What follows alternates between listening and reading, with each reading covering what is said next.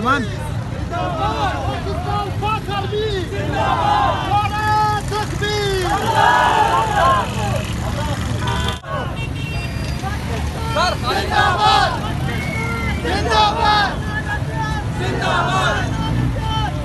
तेईस मार्च का जो मैसेज है, जो हमने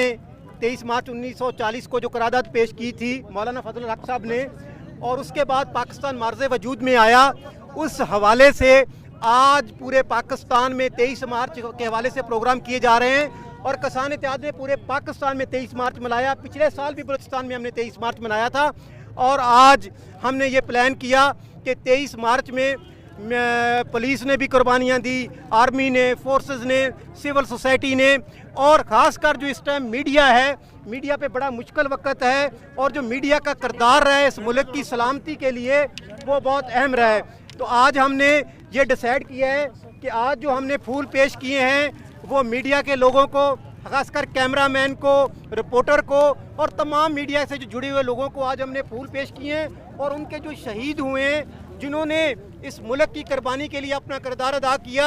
उनके हवाले से आज हमने 23 मार्च के हवाले से आज जो फूल पेश किए गए हैं उन मीडिया के लोगों को पेश किए हैं कि जिन्होंने पाकिस्तान को यहाँ तक लाने में अपना बहुत अहम किरदार अदा किया। मैं इस हवाले से पूरे पाकिस्तान के लोगों को कहता हूँ कि जो ख्वाब हमने, जो करारदाद 1940 में पेश हुई थी, जो आज पाकिस्तान मार्ज़े वजूद में आ गया, और पाकिस्तान इस टाइम कम उम्र में एटमी पावर बना,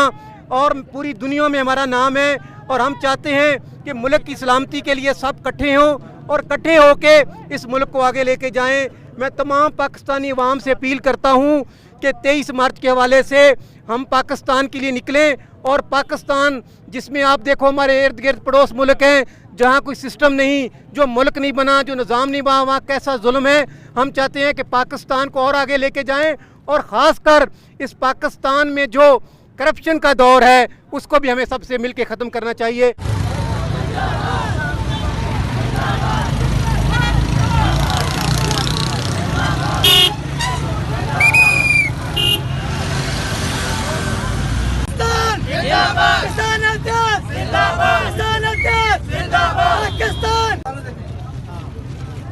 नारे लगाओ सर, नारे। पाकिस्तान जिंदाबाद, पाकिस्तान जिंदाबाद।